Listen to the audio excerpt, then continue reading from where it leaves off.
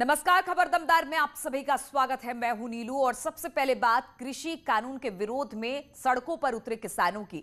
तो आज किसान के आंदोलन का 21वां दिन है और ये आंदोलन अब भी जारी है। केंद्रीय कृषि मंत्री नरेंद्र सिंह तोमर से बातचीत के बाद उत्तर प्रदेश के किसान तो मान गए हैं, लेकिन आंदोलन फिर भी जारी है। इस बीच सरकार और किसानों के बीच गतिरोध बना हुआ है। किसान कृषि कानून की वापसी को लेकर अब भी अड़े हुए हैं। वहीं सरकार ने भी साफ कर दिया है कि कानून वापस नहीं होगा।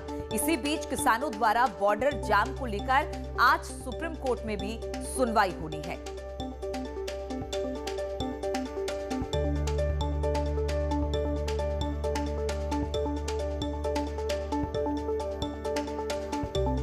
किसानों का आंदोलन लगातार जारी है। आज 21वां दिन है। कड़ाके की ठंड पड़ रही है, लेकिन इसके बावजूद भी किसान सड़कों पर बने हुए हैं। उत्तर प्रदेश के किसान मान गए हैं कृषि मंत्री से बातचीत के बाद, लेकिन अब भी पंजाब और हरियाणा के हजारों किसान इस वक्त सड़कों पर जमे हुए हैं। बॉर्डर को सील कर रखा गया है। आज इसी पर सुनवाई भी होनी है, क्योंकि एक जनहित याचिका दायर की गई थी सुप्रीम कोर्ट में, उसको लेकर सुनवाई होनी है। यानी कि सरकार और किसानों के बीच में अब भी गतिरोध बरकरार है और सरकार ने साफ कर दिया है कि वो इस कृषि कानून को वापस नहीं लेगी। वहीं किसानों ने कहा है कि जब तक सरकार इस कानून को वापस नहीं लेती, वो इसी तरह से सड़कों पर डटे रहेंगे।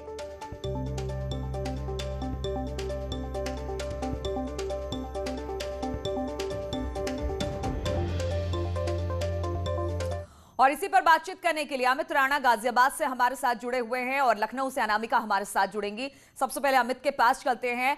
अमित, उत्तर प्रदेश के किसानों से कृषि मंत्री की बातचीत हुई तो उन्होंने कहा कि ठीक है, हम आंदोलन वापस लेते हैं, लेकिन गतिरोध अब भी बरकरार है। पंजाब हरियाणा के किसान अब भी सड़कों पर बैठे हैं। क्या स्थिति आज 21वें दिन? देखिए, 21वां दिन आज है किसानों के आंदोलन का। कृषि कानून की वापसी को लेकर लगातार धरना प्रदर्शन कर रहे हैं। वहीं NH9 को भी इन्होंने जाम किया हुआ है। साफ तौर पे किसानों का ये कहना है कि जब तक ये कृषि कानून वापस नहीं होगा, ये लोग अपने घर वापस नहीं जाएंगे। ऐसे में एक अहम फैसला सुप्रीम कोर्ट की तरफ से भी आना है, क्योंकि जो एक जनहित याचिका डाली गई है उसमें ये कहा गया है कि किसान सड़कों पर बैठ सकते हैं या नहीं, वो भी इसको तय करेगा। हालांकि किसान इस बार पीछे हटने के मूड में नहीं है। मेरे ठीक पीछे मैं आपको दिखाना चाहूंगा, यहाँ सुबह का वक्त हो चुका है, यहाँ आना शुरू कर दिया है। सिर्फ यही वजह है कि लगातार किसानों का 21वां दिन यहाँ पर है। और यहाँ एक बुजुर्ग मैं आपको दिखाना चाहूंगा जो लगातार सत्याग्रह कर रहे हैं उसी पहले दिन से ही, और ये कुछ नहीं बोल रहे हैं, सिर्फ और सिर्फ यहाँ पर बैठे हुए हैं। किसानों का सिर्फ यही कहना है नीलू कि इस बार किसान आर पार की लड़ाई के मूड में है। चाहे कुछ भी हो जाए, वो बिना बिल वापस लिए घर वापस नहीं जाएंगे।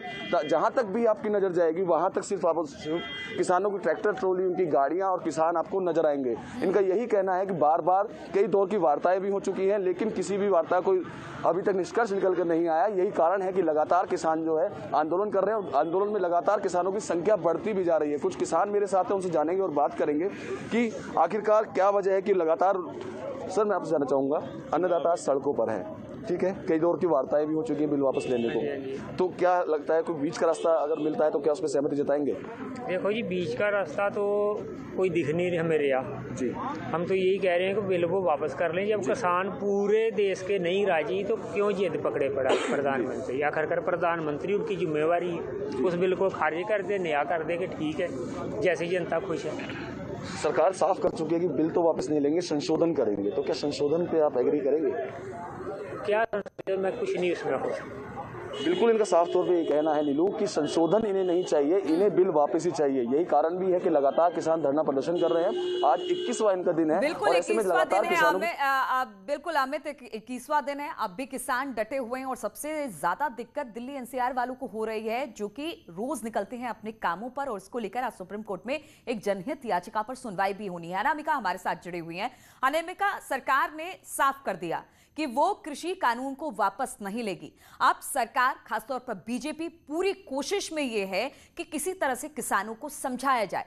सभी नेताओं को इसकी जिम्मेदारी दी गई है कि वो किसानों के बीच में जाए, जो भी इस कृषि कानून की खूबियां हैं, जो बेहतरी है, जो किसानों के लिए बेहतर है, उसे समझाया जाए। वहां पर किस तरह की जिम्मेदारी नेताओं की होगी कि वो किसानों के बीच जाए और उनको समझाए कि कृषि कानून कितना फायदेमंद है उनके लिए।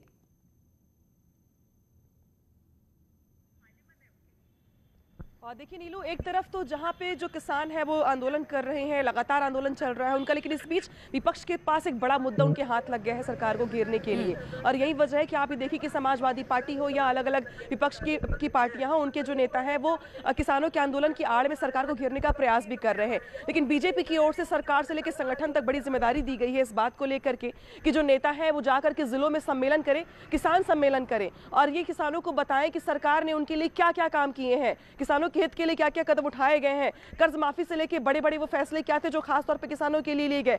इसके अलावा सबसे बड़ा मुद्दा उस कृषि बिल को का जो जिसको लेकर के किसान नाराज हो रहे हैं या उनके कुछ विरोध है या कुछ कंफ्यूजन है, तो उसको लेकर के भी नेता जगह जगह जाके समझाने का प्रयास कर रहे हैं कि ये जो कृषि बिल है उनके हित में है, ना कि उनके खिलाफ है।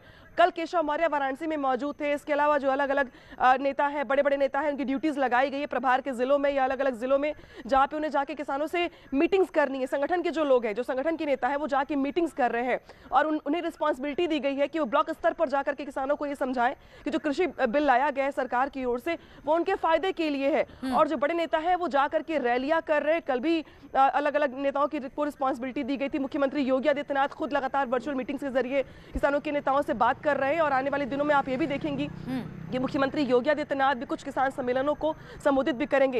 यानी कि सरकार का ये प्रयास है कि जिस कृषि बिल को लेकर के विपक्ष मुद्दा बना रहा है या सरकार के खिलाफ इस चुनाव में जाने की तैयारी कर रहा है, उस कृषि बिल को लेकर जो कंफ्यूजन है किसानों के बीच में, बिल्कुल अनामिका, वो जो गतिरोध बना हुआ है किसानों के साथ, सरकार पूरी कोशिश कर रही है और सरकार बार बार ये कह भी रही है कि बातचीत से बीच का रास्ता निकल सकता है, इसलिए संवाद लगातार किसानों के साथ वो अपनी जारी रखे हुआ है। बहुत बहुत शुक्रिया आप दोनों का हमारे साथ जुड़ने के लिए। आगे भी आपसे अपडेट लेते रहेंगे और बढ़ते हैं अगली खबर की ओर। बात करते हैं हम किसान आंदोलन की ही, जिस पर एक बार फिर से प्रधानमंत्री मोदी गुजरात के कच्छ में बोले। उन्होंने कहा कि किसान दिल्ली में गुमराह किए जा रहे हैं, जबकि हमारी सरकार किसानों को फायदा पहुंचाने के लिए कृषि बिल लेकर आई है। प्रधानमंत्री नरेंद्र मोदी ने गुजरात के कच्छ में विकास की कई परियोजनाओं का शिलान्यास किया। इसके बाद कार्यक्रम को संबोधित करते हुए पीएम मोदी ने किसान आंदोलन को लेकर विपक्ष पर जमकर निशाना साधा। पीएम मोदी ने कहा कि किसानों को गुमराह करने की साजिश हो रही है। विपक्ष अपने हित साधने के लिए किसानों का इस्तेमाल कर रहा है। आजकल दिल्ली के आसपास किसानों को भ्रमित करने की बड़ी साजिश चल रही है। उन्हें डराया जा रहा है कि नए कृषि सुधारों के बाद किसानों की जमीन पर दूसरे कब्जा कर लेंगे। भाइयों बहनों, मैं आपसे जानता हूं, क्या कोई डेयरी वाला आपसे दूध लेने का कॉन्ट्रैक्ट करता है तो आपकी गाय भैंस ले जाता है क्या? कोई फल सब्जी खरीदने का उद्यम करता है तो क्या आपकी जमीन ले जाता है क्या? आपकी प्रॉपर्टी उठा के ले जाता है क्या? पीएम मोदी ने कहा कि आज जो लोग विपक्ष में बैठकर किसानों को भ्रमित कर रहे हैं, वो भी अपने समय में इन सुधारों का समर्थन कर चुके हैं, लेकिन वो किसानों को बस झूठे दिलासे देते रहे और जब देश ने ये कदम उठा लिया है तो अब किसानों को भ्रमित कर रहे हैं। वहीं प्रदेश में कृषि बिलों को बचाओ में सरकार किसान सम्मेलन कर किसानों को जागरूक करने की कोशिश कर रही है और इस मौके पर डिप्टी सीएम केशव प्रसाद मौर्य ने कहा कि कुछ लोग सियासत कर रहे हैं। सरकार की ओर से लाए गए कृषि कानून के खिलाफ एक और किसान लामबंद है तो दूसरी ओर बीजेपी पूरे प्रदेश में किसान सम्मेलन कर रही है। इसी सिलसिले में डिप्टी सीएम केशव प्रसाद मौर्य ने वाराणसी में किसान सम्मेलन के जरिए किसानों को कृषि कानूनों से अवगत करवाया। इस मौके पर केशव प्रसाद मौर्य ने किसानों के कंधे पर बंदूक रखकर सरकार का विरोध करने वाली विरोधी पार्टियों पर जमकर निशाना साधा। ये सब नाटक कर रहे हैं, किसान के दर्द को नहीं जानते, कैसे गेहूं के बोझ इकट्ठा करने पड़ते हैं, कैसे फिर अगर थ्रेसर में भी बढ़ाई करनी है, खड़ा कर दो श्री अखिलेश यादव राहुल गांधी जी को, चलो 100 बोझ आपको थ्रेसर में कतराई करनी है, करेंगे कतराई। उन्होंने आरोप लगाया कि विपक्षी पार्टियां प्रधानमंत्री की लोकप्रियता को बर्दाश्त नहीं कर पा रही हैं, इसीलिए विरोध का मौका ढूंढते हैं। इनका एक ही लक्ष्य है, किसी भी प्रकार से वाराणसी के सांसद, देश के प्रधानमंत्री माननीय नरेंद्र मोदी जी के नेतृत्व वाली सरकार को निशाना कैसे बनाया जाए। उन्होंने किसानों से अपील की कि वो लोगों के बहकावे में ना आएं और अधिक से अधिक लोगों को इसके फायदे के बारे में बताएं। और खबर आगरा से लेते हैं, जहां पर नकली घी बरामद किया गया। 100 किलो से ज्यादा नकली घी की बरामदगी की गई है। बताया जा रहा है कि इस नकली घी को चर्बी मिलाकर बनाया जाता था और लगातार इस तरह का गोरख धंधा चल रहा था। पुलिस ने छापेमारी की, 4 लोगों को इसमें गिरफ्तार किया है। ये पूरा मामला खंदौली पुलिस ने किया है, जहां पर 4 लोगों की गिरफ्तारी हुई है। तो नकली घी बनाने का कारोबार यहां पर चल रहा था। 100 किलो नकली घी बरामद की है। साथ ही साथ 4 लोगों को इसमें पकड़ा भी गया है।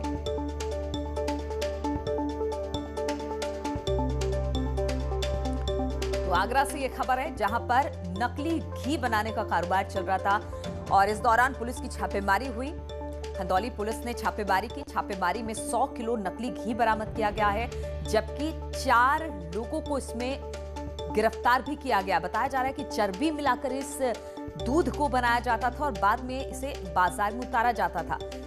पुलिस लगातार कार्रवाई कर रही थी और इसी कार्रवाई के तौर पर इसे देखा जा रहा है, जहां पर छापा मारकर 4 लोगों की गिरफ्तारी और 100 किलो नकली घी पुलिस ने बरामद किया है। भारी मात्रा में यहां पर नकली दूध बनाने का कारोबार चल रहा था। बातचीत करने के लिए आरिफ आगरा से इस वक्त हमारे साथ जुड़ गए हैं। आरिफ, कब से चल रहा था ये गोरख धंधा और कितने लोग इसमें शामिल हैं और किस तरह से पुलिस ने ये छापेमारी की कार्रवाई को अंजाम दिया? नीलू, ये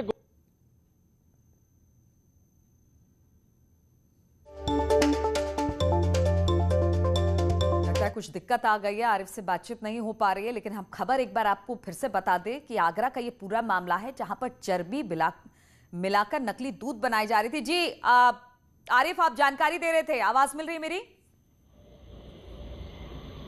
जी बिल्कुल। देखिए नीलू, ये जो जानवरों के पार्ट्स हैं उनसे घी निकाला जा रहा था, उनसे चर्बी निकाली जा रही थी और उसी चर्बी से घी निकालकर पूरे मार्केट में सप्लाई की जा रही थी। आगरा के आसपास जितने जिले हैं, फिरोजाबाद है, मैनपुरी है, इटावा है और राजस्थान के कई जिले हैं, वहाँ इस घी की सप्लाई की जा रही थी। बताया ये भी जा रहा है कि पास में एक कट्टी घर है, वहाँ से जो जानवरों के कटने के बाद पार्ट्स बचते हैं उनको लाया जाता था और बाकायदा यहाँ एक फैक्ट्री चलाई जा रही थी और उन पार्ट्स से पूरी तरह से चर्बी निकाली जा रही थी। उस चर्बी से ही घी बनाकर सप्लाई किया जा रहा था। तो कुल मिलाकर ये नकली घी था। बहुत जहरीला घी माना जा सकता है, सेहत के लिए बहुत नुकसानदायक ये घी माना जा सकता है। बड़ी पुलिस ने कार्रवाई की है, क्योंकि जिस हिसाब से घी बरामद हुआ है, 100 किलो से ज्यादा घी मौके से बरामद हुआ है। तो आप सोच सकती है नीलू, कितने लंबे वक्त से काम चल रहा था, कितने हजारों किलो बिल्कुल। घी तो की पुलिस सप्लाई को बड़ी सफलता मिली है। बाजार में उतरने से पहले ही पुलिस ने नकली घी को बरामद कर लिया और 4 लोगों की गिरफ्तारी भी इसमें हुई है। आरिफ, बहुत बहुत शुक्रिया हमारे साथ जुड़ने के लिए और रुकेंगे छोटे से ब्रेक के लिए, बहुत जल्द लौटते हैं। और ब्रेक के बाद खबर प्रयागराज से, जहां पर 2 अधिकारी सस्पेंड हो गए। यूपीसीएल की बैठक के बाद यह कार्रवाई हुई है। एसडीओ कुराव प्रेम सागर मल सस्पेंड कर दिए गए हैं। हंडिया जेई राजेश यादव भी सस्पेंड कर दिए गए हैं। कम राजस्व देने पर यह कार्रवाई इन दोनों के खिलाफ हुई है। कम राजस्व देने पर कई अफसरों को फटकार भी लगाई गई है। यूपीसीएल के चेयरमैन अरविंद कुमार ने यह बैठक ली थी और बैठक के बाद ही इन दोनों अधिकारियों पर कार्रवाई हुई है।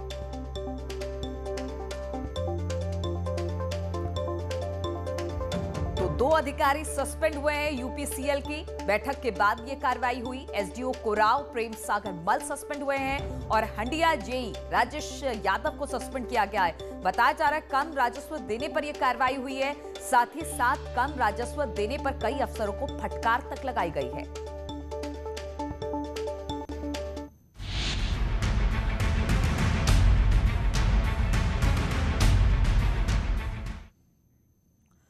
और आज सीएम योगी आदित्यनाथ प्रयागराज के दौरे पर आने वाले हैं। संगम नगरी में योगी 4 कार्यक्रमों में भाग लेने वाले हैं। खबर है कि योगी आदित्यनाथ वकीलों के सम्मेलन में हिस्सा लेंगे और साहित्यकारों को सम्मानित भी करेंगे। इसके बाद पार्टी नेताओं से उनकी मुलाकात होने वाली है और माघ मेले की तैयारियों को लेकर एक समीक्षा बैठक भी सीएम योगी करने वाले हैं।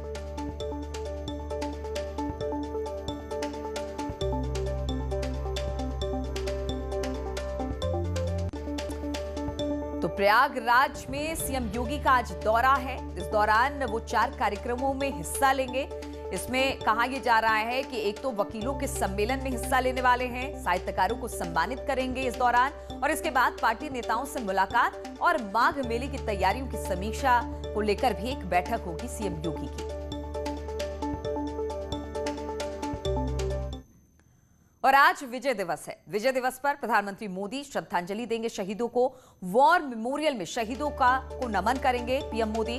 1971 युद्ध में विजय दिवस के तौर पर हम याद करते हैं, भारत ने पाकिस्तान के 2 टुकड़े हुए थे और पूर्वी पाकिस्तान से अलग होकर बांग्लादेश बना था। और सीधी तस्वीरें हम आपको दिखा रहे हैं दिल्ली से, जहां पर वॉर मेमोरियल में आपसे कुछ देर में वहां पर प्रधानमंत्री पहुंचने वाले हैं और शहीदों को श्रद्धांजलि देंगे प्रधानमंत्री Modi. Major Cardozo used his own cookery, a carved knife. अगर इस वॉर मेमोरियल की बात की जाए तो शहीदों की याद में इस वॉर मेमोरियल का निर्माण कराया गया था और तमाम जो शहीद हैं उनके नाम यहाँ पर उकेरे गए हैं। प्रधानमंत्री मोदी कुछ देर में यहाँ पर पहुंचने वाले हैं। आज विजय दिवस का मौका है और यहाँ पर शहीदों को श्रद्धांजलि देंगे प्रधानमंत्री मोदी। वॉर वेटरन्स को, और ये हैं स्वर्णिम विजय मशाल जिसको प्रज्वलित करेंगे देश के माननीय प्रधानमंत्री श्री नरेंद्र मोदी।